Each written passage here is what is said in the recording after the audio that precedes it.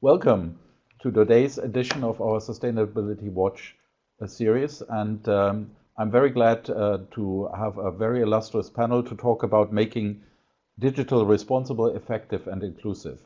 And before we get started, I would like to give you a few hints how to best interact with us on this webcast. First of all, you have the ability to ask questions at any point in time. The way to do this is to use the chat box on the bottom left of your screen. And please feel free to do this at any point in time. We will then try to address the questions you raise as quickly and appropriate as possible. You can download the presentation we're using by the file download facility in the middle of your screen at the bottom. And you can turn the screen, if you want to watch more closely the presentation, into full screen mode by clicking on the 4 arrows, and you can return to this view by pressing the button again.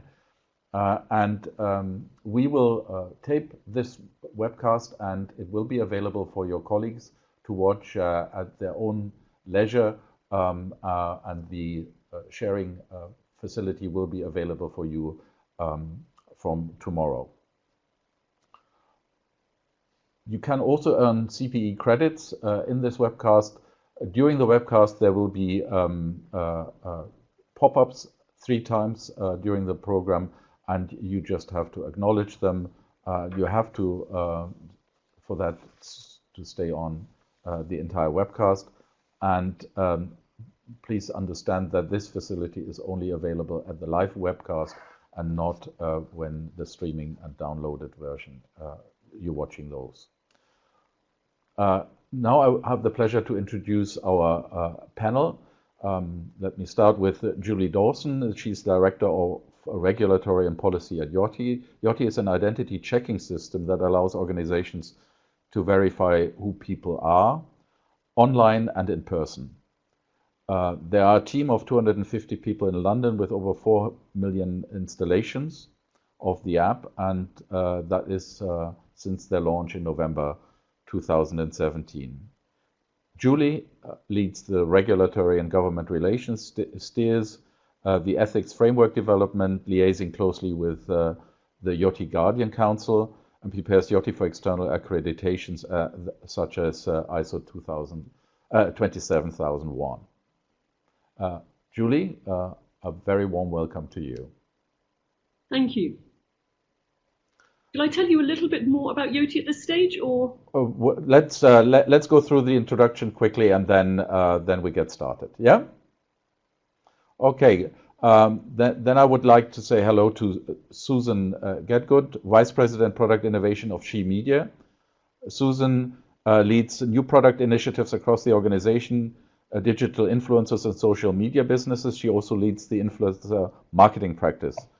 Prior to joining She Media, she had served in a number of senior marketing roles until August 2017, and is an independent consultant helping organizations integrate digital advertising, social media, and community-centered marketing into their business strategies. And she is also an author for the Conference Board, and we will reference one of her recent pieces that's very relevant to our today's subject very soon. Welcome to you, Susan. My pleasure to be here. Thank you. Kieran McCory is also a panelist today. He's the National Technology Officer for Microsoft in Ireland, and he has worked in the technology industry for more than 28 years. He's responsible for representing Microsoft to broad audiences in areas such as technology leadership, artificial intelligence, and engendering trust, technology vision, strategic alignment, and relevant policy directions for Microsoft customers. He's a frequent speaker at worldwide conferences and has been a regular contributor to various industry publications. And he is an author of 4 books on messaging technology. Also, really warm welcome to you, Kieran. Thank you very much, Louis. It's kind of you to invite me, and it's a pleasure to be here.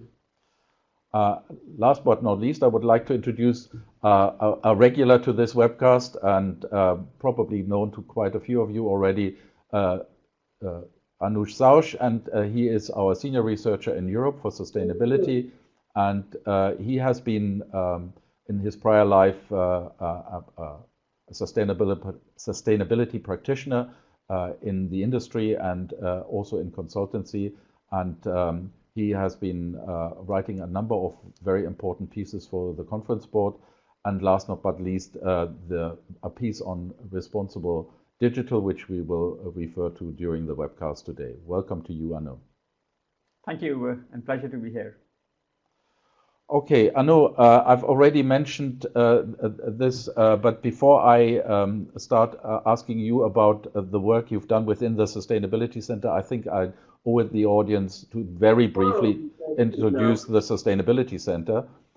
We support within our small group our member companies to create long-term value and positive impact through sustainability integration into their business. We define sustainability as scoped by the UN Sustainable Development Goals, and we believe that companies have the ambition to follow responsible sourcing and operational practices. We strive to be fact-based, and we want to be an independent source for our members of trustworthy information. Having said that, one of those reports we've written is the one about responsible digital. Anu was the author, and I would like to briefly ask you to introduce to us what the context of this report is. Thank you. I guess I'll first take a moment, and all of us are very busy doing various things, and take a moment to get our audience to think about the world we live in today, and actually try to appreciate the transition we are seeing or are a part of. And I guess that's where you have the notion of Industry 4.0. And to some extent, I would say we are lucky to be part of that transition, to be involved, being involved in being part of the change.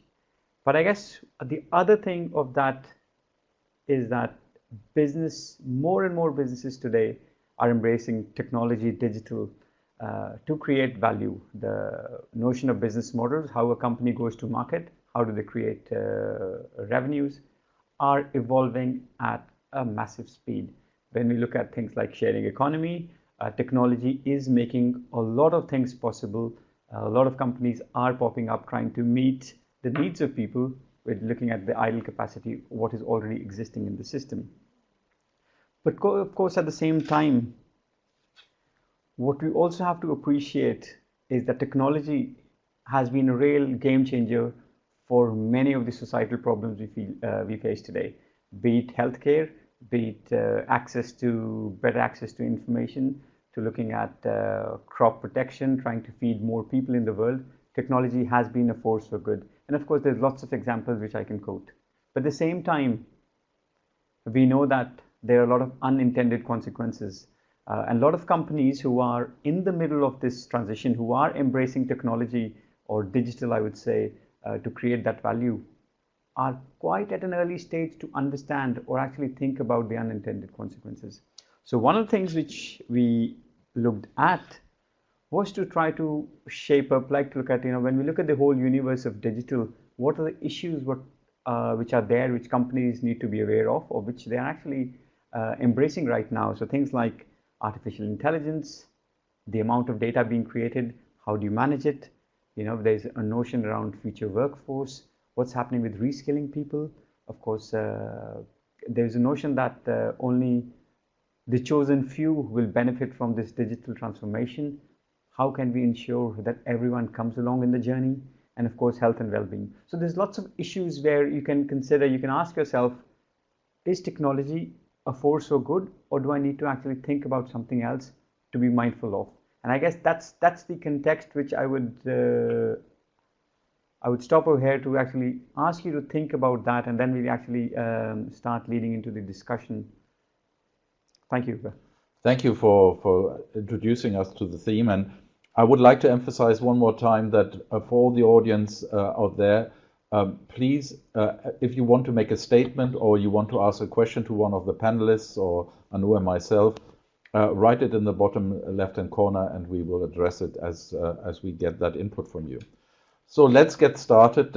Julie, I've already explained that successful initiative you've taken with your company.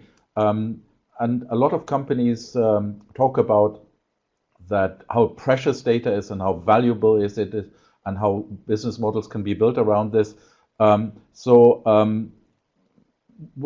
does that interest really comes from, and what are the challenges you are facing and other companies are facing? Thank you, Uwe. We're looking at the problem of how people prove who they are or how old they are. And one approach of looking at that has been, if you look globally, a WeChat model, which is around state and state surveillance. The other extremes of identity historically have been things like credit checking, which might be done to you. Or if you look at some approaches in terms of the social world, identity is very much traces that you leave behind you in a hyper-personalized way of receiving services. So a form of either, in some instances, state surveillance, or in some instances, your activity or behavioral surveillance through hyper-personalization is how this world of identity checking and looking at identity and access has been evolving. We decided to look at this from a really different perspective and looked at how the individual could be at the heart of identity, and creating a model with a non-relational database at the core. So no indexing of all the details about one person, and a business model not reliant on advertising. So we've devised a very different approach to identity, and that is one whereby the individual sets up, and then only the individual has a private key on the secure module of their device to be able to share attributes with other people, other businesses, other governments. And in 18 months, we've set up over 4.5 million ways, app installs for people to share their age or identity. And we've also set up as a B Corporation. Be the Change is the badge that I'm wearing here.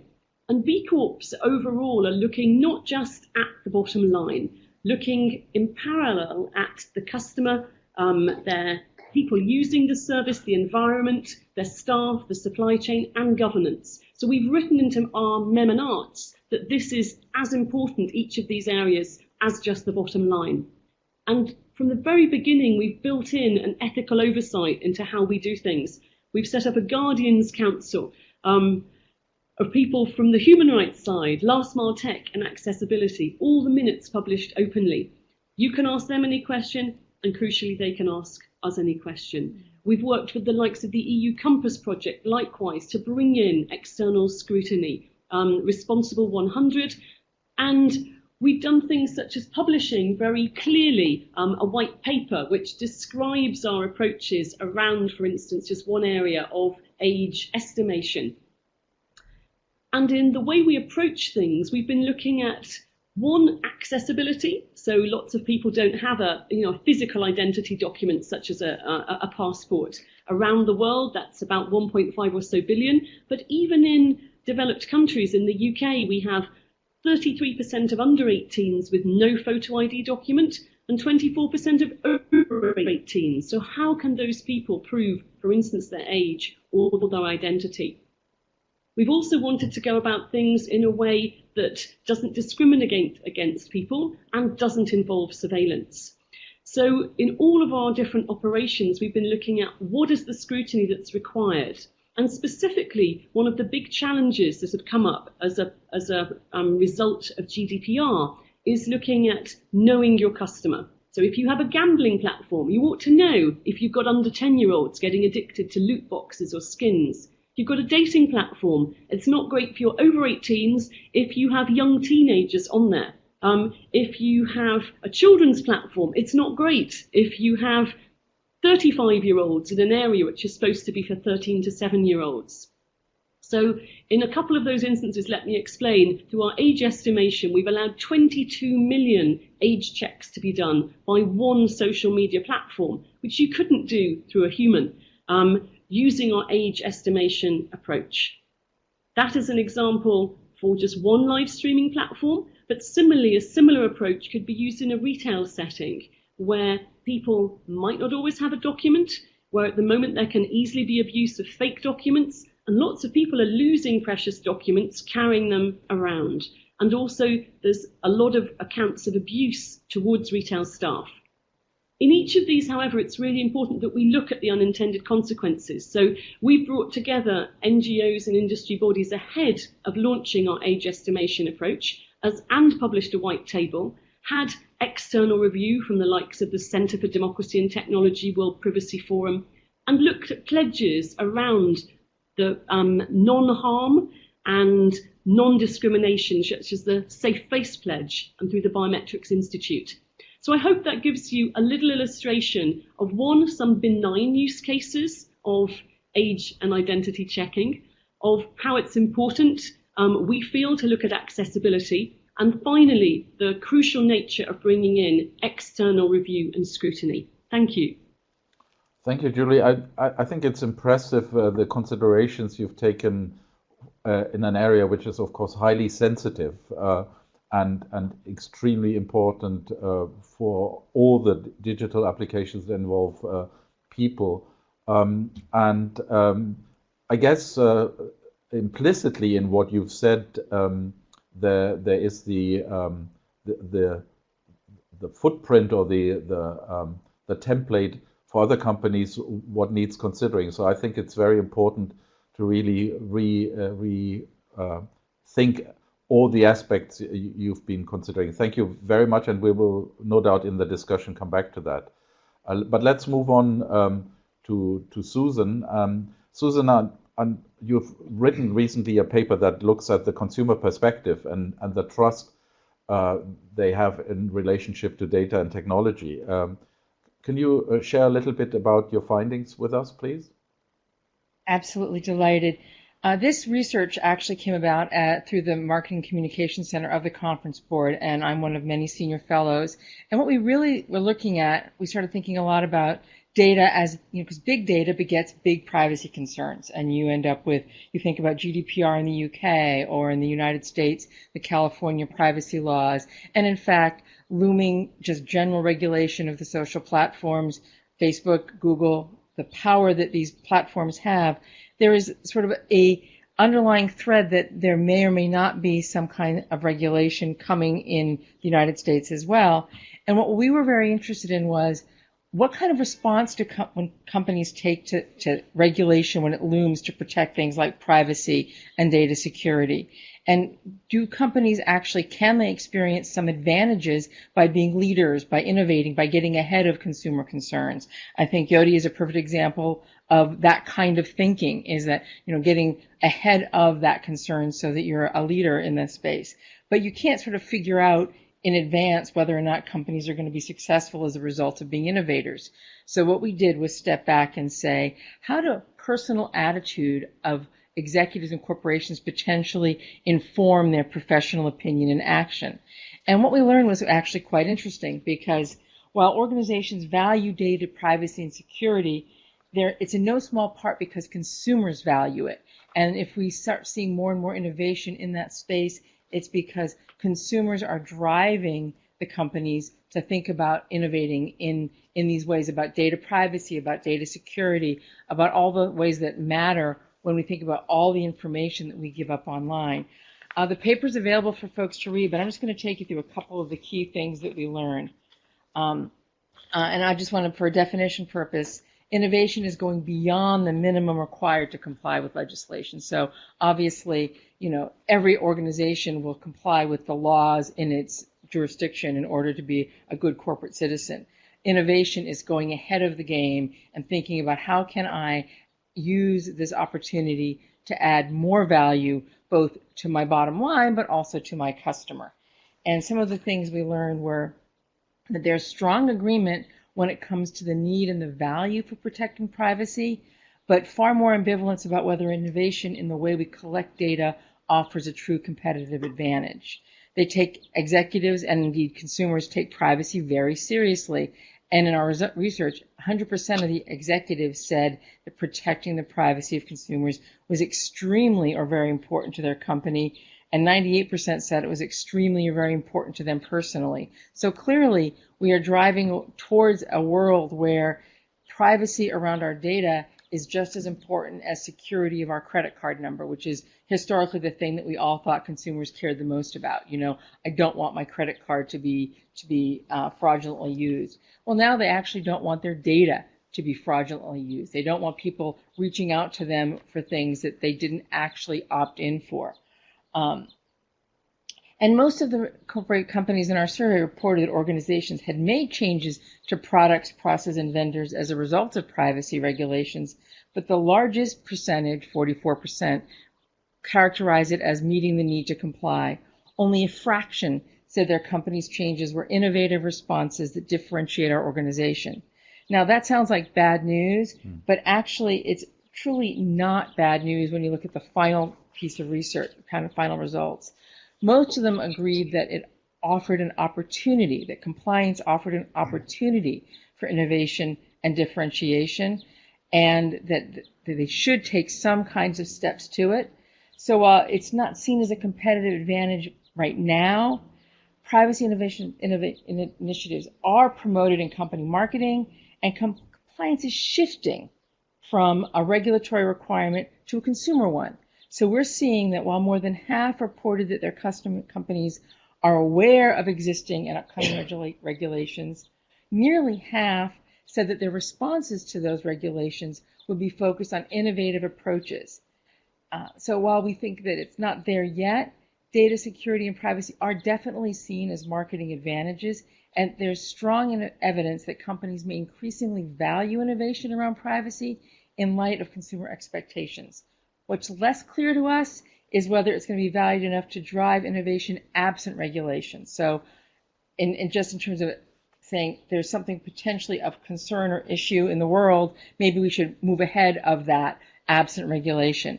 But still, good news overall for those of us that are concerned about privacy and making sure that we are in fact positioning our organizations to be as successful as possible in light of what I would say is a digital responsibility, in that, hence the, thinking about responsible digital. As we use digital more and more in our business, whether in my business it's advertising and marketing, and I think about all the things related to advertising data and how we target individuals, or whether you're using it in other ways based on whatever your business is, the fact is that finding ways to innovate around the collection of that data to provide increasing value to your customer because of the way you protect their privacy seems to be a better, more responsible corporate citizenship than just doing the bare minimum to comply. Oh, thank you so much, Susan. I think you made my day by bringing in the consumer and the strong view there, and also the perception that increasingly companies have of that trend. I think a consumer demand is always a very strong demand in the right direction. So thank you for making that point, and I'm sure again we will come back to that. One of the big concerns I heard from also consumers is around artificial intelligence and what it does and the bias it might carry and whatnot. Kiran, you're really an expert in this field. Can you lead us a little bit through these issues? Yes, thanks, Uri. I'd be delighted to. You can't really have a conversation about technology and digital transformation these days without artificial intelligence coming up as a topic and a hugely disruptive and transformative force. And to be honest, I completely agree with that. I often say that AI is probably going to be as disruptive to our lives as electricity was. So it's going to induce an awful lot of change. And that is both a good thing, and it is also an aspect that causes people to be concerned sometimes. Regardless of the type of consumer that you are, you're probably already exposed to AI systems somewhere in your interaction with services. So if, for example, you use a video streaming service at home, every time you get those, if you like this, then you might like that. I mean, that's using artificial intelligence at the back end and relying on data and analytics. If you're using a music streaming service, same rules apply. If you're using a credit card, the same rules apply. They're hugely sophisticated artificial intelligence fraud detection systems and looking for patterns of usage at the back end that would indicate some kind of problem with usage of the card. So those kinds of commonplace consumer interaction services are very, very evident today. Same if you buy something in a store and you're using a loyalty card. I mean, again, your behaviors are being monitored and they're being profiled, and they're being leveraged. Using those words sometimes can give rise to, well, this is a bad thing and I don't like this. But really the intent behind many companies that are performing these actions is to offer you a much more tailored, much more personalized service. And in so doing, I guess from the supplier's perspective, they are optimizing and making their business operations much more efficient.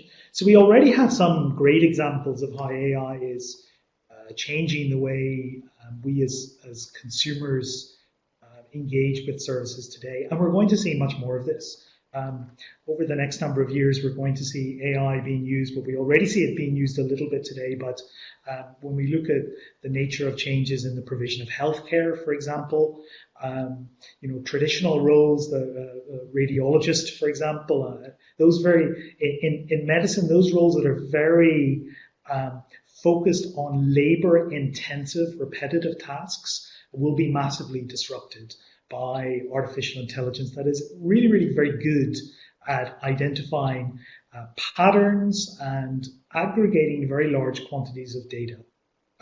Similarly, on the roads, we'll see artificial intelligence making a difference. The amount of processing power and computing required for autonomous vehicles is staggering.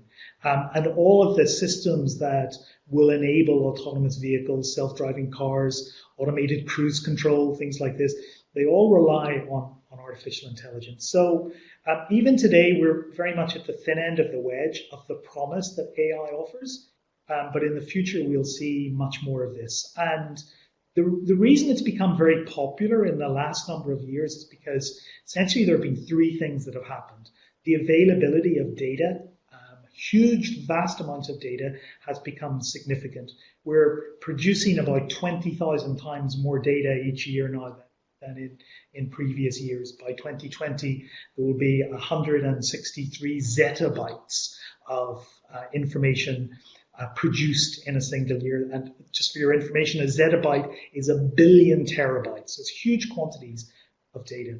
The amount of computational capability around in the cloud is enabling the third thing, which is much more sophisticated algorithms around artificial intelligence. So those are the reasons that are driving AI becoming much more prevalent. Now, you asked me to comment on two things: the impact AI is having on our lives in terms of the availabilities of these services, but also some of the concerns that AI is presenting. Well, I think it's important to note that some of the science fictional notions of artificial intelligence, this notion of HAL in 2001 or generalized artificial intelligence, is still some way off. And when we talk about artificial intelligence in the technology industry today, we're talking specifically about quite narrow applications, be it in healthcare or in retail or in manufacturing or some kind of consumer services. So we're going to see a narrow application of it, but even then we need to be very clear on some of the challenges that today's AI technology is presenting us with. So, for example, in AI, there's a topic that comes up time and time again about facial recognition. And the technology is not perfect, but it's getting better. It's getting progressively better. But there's still a problem with bias in some of our systems, in the industry systems in general.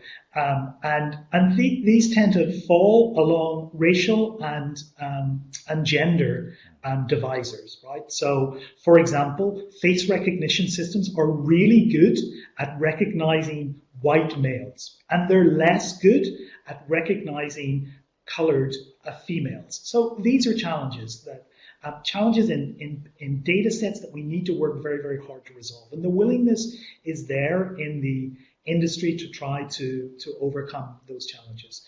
But they're challenges nonetheless. The notion of the big data society and the huge amount of information and the protection of our privacy that we've already talked about are massive issues as well. So again, on the one hand, you get the benefit of very tailored, personalized type services, but this needs to be tempered or attenuated with making sure that we don't have our privacy compromised in some way, and we don't fall victim to micro-targeting and fake news and the whole notion of the surveillance states. And again, facial recognition is often a trigger when people say, oh my goodness, this sounds like a terrible thing, and the downsides are really negative, from a surveillance state perspective. But I would like to give an example of a project that was conducted in India in 2018, where facial recognition was used in New Delhi. And within 4 days, it had identified, just by using CCTV footage, 3,000 children that had been homeless. So there are always two sides to the story that need to be addressed, and there's always the potential for things to be used in a malevolent way. So we have to make sure that we have the right safeguards and regulations in place to make sure that we're using this kind of technology for the right purposes. We in Microsoft have been really strong advocates of the need for an appropriate, trustworthy AI framework for artificial intelligence, and indeed the need for regulation. Last year we talked about, we announced 6 principles for trustworthy artificial intelligence. We also called for the need for regulation in terms of facial recognition, and also we've set out guidelines and a framework for trust with respect to chatbots, these kind of customer service agents, automated customer service agents. And these are all applications of AI technology, but they have to be implemented in a way that engenders trust right across society.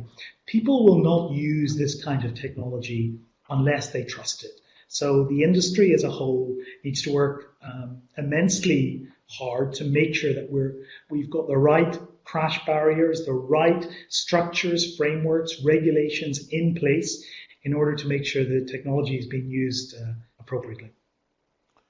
Thank you, Kieran. I heard several times the word trust. But I also heard the word regulation, and I think we might have to come back to this subject of what is the right balance to strike here. Susan also talked about going ahead and innovate beyond what is legally required. So I think this is an interesting field of judgment, and we will touch on it. Let me just, before we continue, point out to the audience one more time that on the bottom left-hand corner you have a chat box where you can make your views known, or you can ask questions, and we really encourage you to do that. In the meantime, I would like to ask Anu to talk a little bit more about that framing he's done in his report about what sort of are the areas to concern yourself with and consider when you talk about going digital. Thank you. So it's very interesting, nice to hear from our panelists, because they used a lot of words which we were trying to refer to in the report. I guess the first thing to be aware of, be mindful of, companies are still at a very, very early stage of their digital transformation journey.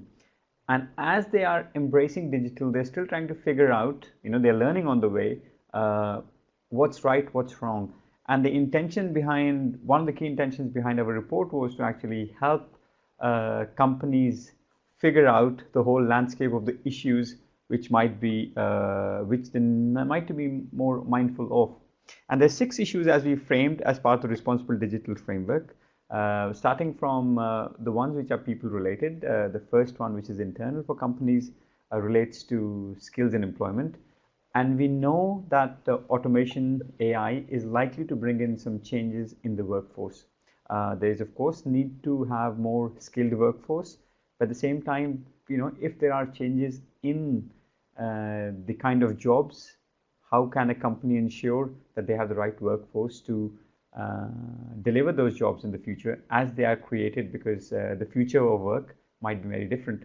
So, of course, there's issues companies need to be mindful of in relation to skills and employment. And of course, there's a framework which I referred to is how do you acquire talent, how do you transform your talent in a way, and of course also it leads to how do you restructure your talent in a way to ensure you are a future fit. The second thing, of course, it is, and you have mixed reviews about this. Some people say, or there's research being done on the negative impact of being connected all the time. What does it mean to check your email or look at the screen? What does it do to your brain if it stimulates the light of your mobile screen or a digital screen? Now, of course, as companies, we know as there's going to be more digital technology, digital devices, connected devices around us, what does that actually mean for individuals who are part of course, an organization? What does that mean from an organization perspective? What does that mean for their employees? There's no, we don't know what the solution is, but actually companies need to be mindful of what it needs to do. Does it need to embark on a digital detox program, which is a lot of companies are doing that. It just need to be wary of that. Of course, the next 2 sides, which are in the middle, talks about the ethical use of data and trustworthy AI. So looking at the data itself, I know the panelists, we have talked about it slightly, but again, how can a company be sure that it wants to collect the data for what purpose? What's the purpose we are collecting the data for? How can it be transparent around? How will we apply the data? How would we use the data? And of course, being very transparent around talking to your consumers around it. This is why we're collecting it. This is why we're using it. Of course, there's some regulations. So there's, being aware of what the regulations are, being in the right line. But as Julia mentioned early on, how can you have that scrutiny? How can you have the external rigor? How can you have an aspiration to be completely working towards the highest standard? And that's what companies need to consider and be mindful of. I'll not go into trustworthy AI. I'm hoping one of the things, there's lots of work being done. Of course, I'm hoping Karen talks a bit later about what those 6 principles are, but that's one example. The EU, European Union, has also has published the AI ethics guidelines, which companies can look at what's happening, what's being deemed as the best practice in relation to embracing and implementing AI when companies are doing it. Of course, very briefly, I mentioned it slightly early on, as the whole universe, not just corporates, we are embracing more digital. What does that mean? Now, when we look at and I'll give you a small example, which is slightly off the topic, but when we look at the concept of sharing economy, what we are finding is that people with the largest assets, so people with the largest houses, tend to get more rent and make more revenue out of it. And this is the example of Airbnb. Now, which is, of course, the same notion is that, digital, as we embrace, could lead to increasing inequality. So the people who are best placed, people who have the educated, who have the right skills, might benefit from it. And a lot of part of the society might get left behind. The same thing as the whole notion, you can see the movement we've seen about inclusive capitalisms, that only a handful have benefited, not everyone. That also company needs to be aware of, that their journey of digital is inclusive and everyone is along that journey. And of course, lastly, the environmental aspect, both from the energy use, resource use perspective, from what's being wasted, what's the lifespan of the goods, the products you use, but actually being mindful of, as you embrace technology, what are the environmental aspects you need to be aware of, and how can you best manage that in a particular way. So the whole idea is, some issues are more important than others, but at the same time, the intention is a company needs to take a holistic view to ensure that it's addressing or at least has considered each one of these and taking step in the right direction. Thank you, Anu, for painting a more concise picture for us of what this all entails. I would like to pick up a word I heard a lot in and bring it back to the panel, and that was regulation. So the question is, do we need more regulation? How urgently is it, and what should be the emphasis of that regulation? I just throw this at the panel. Who would like to take a stance on that? I'm happy to go first, Uri, if that works. Yeah, sure. It's like I said at the beginning, we've been very vocal in our call for regulation with respect to artificial intelligence. I mentioned the six principles that we set out for AI, and those are based on fairness, accountability, transparency, inclusivity, safety and reliability, and privacy and security. And we did that because we believed it was the right thing for the industry to do. And we believe these are essential ingredients for society to trust technology as it uses more and more artificial intelligence. We would like to see those principles or elements of those principles enshrined in some form of regulatory framework. And it was just mentioned actually that the European Commission in April this year has started down that path. So I think it was the beginning of April, the high-level expert group within the European Commission outlined 7 principles for ethical artificial intelligence, which are very similar. They've got the same, they address the same issues in many cases, the same kind of language. So, Kieran, can I just interrupt you briefly, because one of our audience said, could you probably a little bit more slowly repeat those 6 principles you referred to? Yes, I can. So our principles are fairness.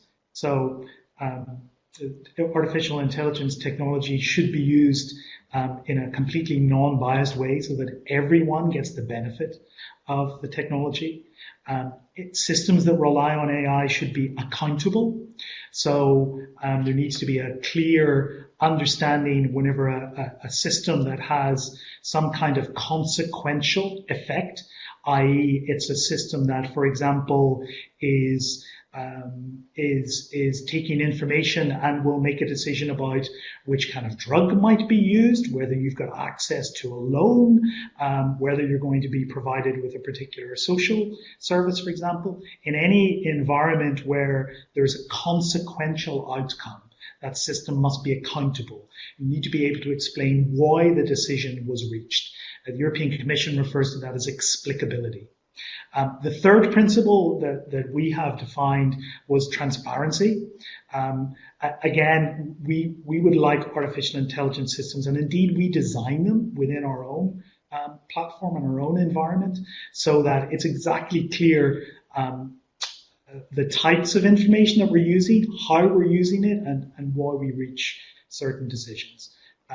The fourth principle is inclusivity. So AI technology should be democratized for everyone. One section of society should not gain a particular advantage over another through the use of AI merely because of their access to technology or social standing or a real focus essentially on those that are maybe underserved in some way, perhaps those people with accessibility or disability issues, for example, have as much access to AI technology as anyone else. And that leads into inclusivity as well. And then the final 2 points are safety and reliability. So if you're using a system that is using artificial intelligence, it must operate correctly. right? It must be providing answers and outcomes that will not endanger, ultimately not endanger human life. So the obvious example here is in self-driving cars, for example. And again, that's reflected in the EU Commission guidelines, where they talk about human agency. AI technology should not be used in a way that puts in jeopardy a human. And finally, that the systems, because we're handling such sensitive data, this goes back to what was talked about in the first few panelists, we're very careful on the security and privacy of the information that's being used. AI systems rely on huge amounts of data, often very personal data that is gathered about you and your behavior over periods of time. And it can become very identifying and very specific.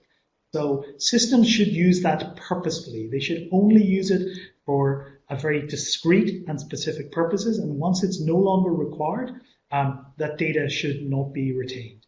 Of course, these things present challenges as well, because if you think back to notions of accountability or explicability, subsequently, for example, if during an audit process, for example, maybe someone was to say, well, why did this system reach this conclusion?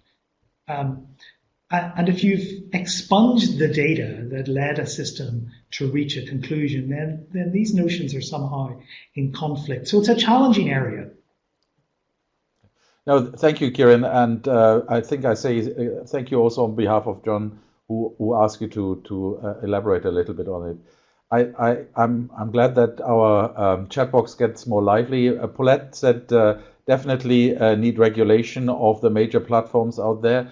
I would pass this on to Julie and say, Julie, you seem to have been applying most of the principles that just have been discussed without having regulation. So what's your view on regulation then?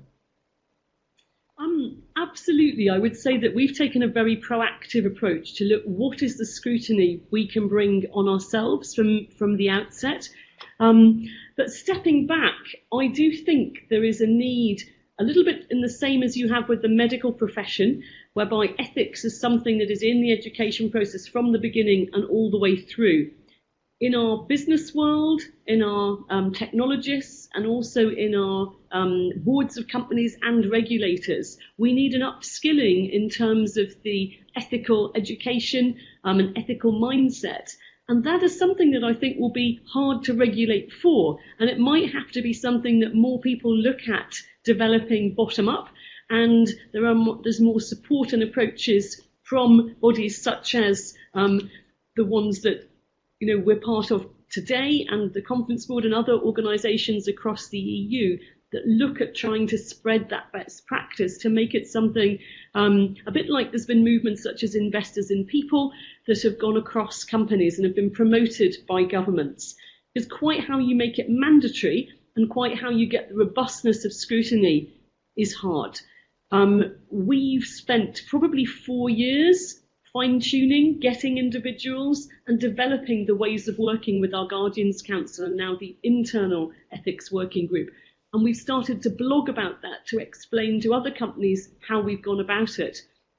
We've worked with an organisation called Responsible 100, which runs deep dives in, say, cybersecurity, data responsibility, different areas, bringing peers together to actually look at what is excellent in data security, what is good, what is okay, and how can you improve on that journey. And I think it's approaches like those which might help bottom-up organisations on that journey to build in those approaches. Understood. Thank you. I must say I once heard the concept of a new human right of the ownership of your data. Susan, is that something that would resonate with the people you've been researching? Absolutely. I think there's sort of regulation, and is not all regulations are good or right, but it does provide a level playing field. And I think we have a twin responsibility. And one is to take the leadership role like Getty is and actually be part of that process by, leading, by developing, by innovating around the issues that matter to our customers. Because when it comes right down to it, that regulation layer is what provides the transparency to a consumer, whether it's about their own data or about the security of that data, or is it being kept private enough. Regulations provide that level playing field and provide that transparency that we know that we are at least meeting that bare minimum standard, right? That I as a consumer can expect that at least this won't happen to my data.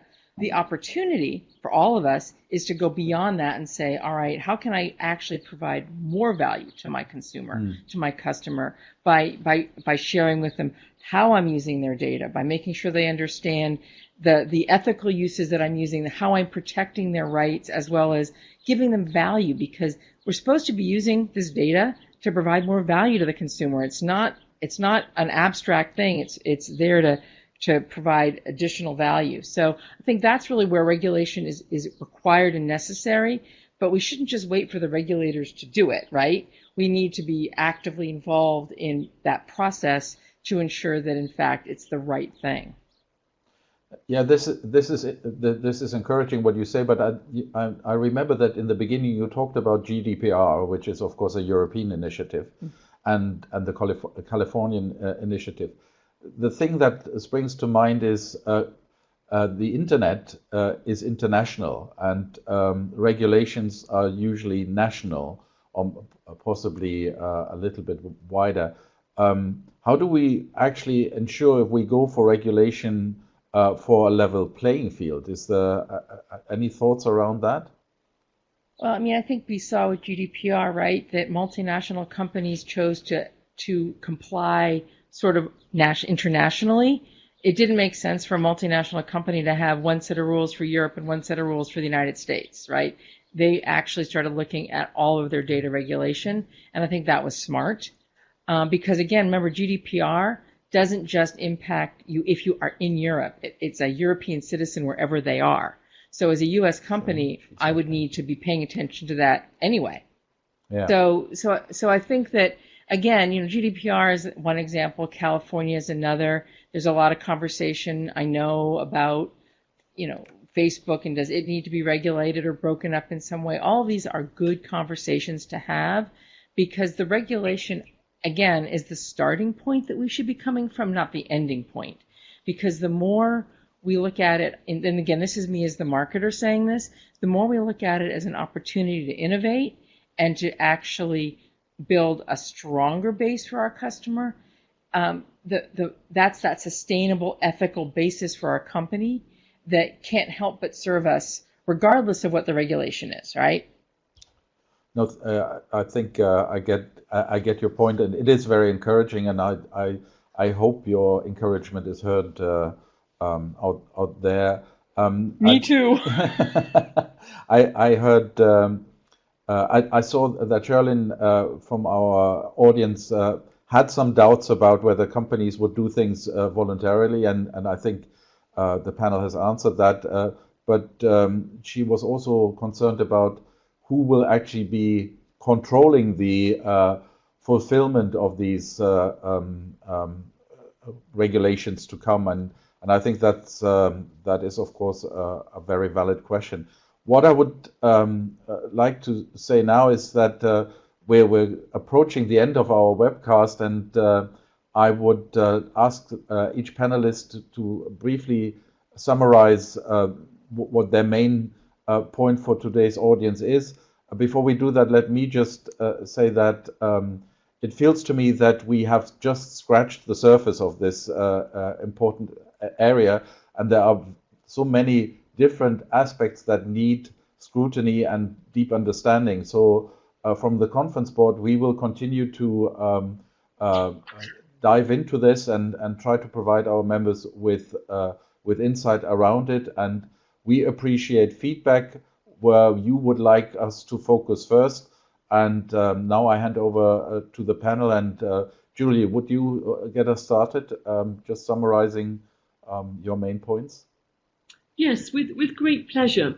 Given that we're an identity business, we think it's fundamental that we look at letting people prove who they are or how old they are, but without surveillance, looking at it as privacy by design and looking at it ethics by design. And absolutely that means going forwards, we have to look at the category of people who have no documents, who have no devices, and who have different disabilities. So we're actually lobbying proactively to understand what types of redress do people need to have. Do we need to have ombudsmen for this sector in the future? And we've taken one approach to scrutiny. We're trying to learn from other businesses and other industries, such as the medical ethics side. What should we be applying in our sector? And through being a B Corp, that is giving us an international network of other organisations across many sectors that are looking to scale both profits and purpose. And I hope more organisations take a look at that. Thank you so much. Kieran, would you like to summarize briefly? Yes, thank you again for the opportunity. And I think I hinted at this when I was speaking earlier on, and it's about trust. Essentially, people won't use technology if they do not trust it. So the industry needs to really step up and ensure that people trust the technology that's being developed.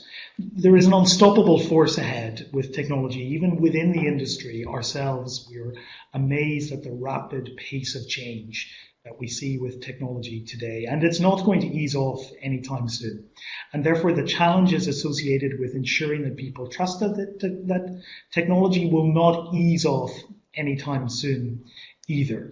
So it's up to industry and the technology providers like ourselves in Microsoft to ensure that we're doing the right thing and we're being seen to be doing the right thing. And we're creating an industry-wide tide that raises all boats. What we don't want to see is an environment where, through a lack of regulation, either centrally or harmonized globally, or even self-regulation, there's a race to the bottom in terms of technology companies. So it's really incumbent upon all of us to respect individual freedoms and respect human rights, and ensure that that's infused completely through all of the technology platforms that are in use today. Thank you, Kieran. And Susan, the voice of the consumer? And actually, I'm going to answer the question about who regulates this. And in fact, there is obviously government, and there'll be regulatory authorities, and the European Union is GDPR, and California will handle its own law.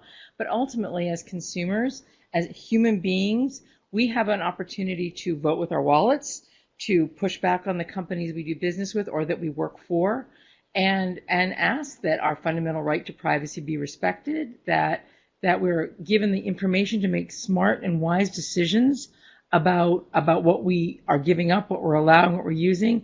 Artificial intelligence avatars, as an example, we need to know if they're real people or not that we're talking to. So we have an opportunity, and I think that's where fundamentally from the bottom up it comes. And at least that's my hope. And I think you can see glimmers of that in companies that, like my fellow panelists who made a commitment to that. Success follows that, and so then that's a win-win for all of us. Thank you for this optimistic view, and I'll give the final word to Anu. Thank you. I guess mine's a reflective question, and the reflective question goes on the lines of you probably need to ask yourselves within the company you're based in, who's best placed to drive the responsible digital agenda within your company. Is it an individual? Is it a particular function, or is it a group of functions? There's a slight mention. Again, I'll reinforce the point of: are the people who are in the leadership positions do they have the right skills to lead the responsible digital agenda? And I think I'll probably leave you with these two questions: who's best placed to lead, and are the people who are in the right senior positions have the right skills to be able to transform or take the company in the right direction, as some of my peers have just mentioned. Thank you so much, Anu, and that remains me to thank the panel for their very valuable contributions, and thank the audience for your interest.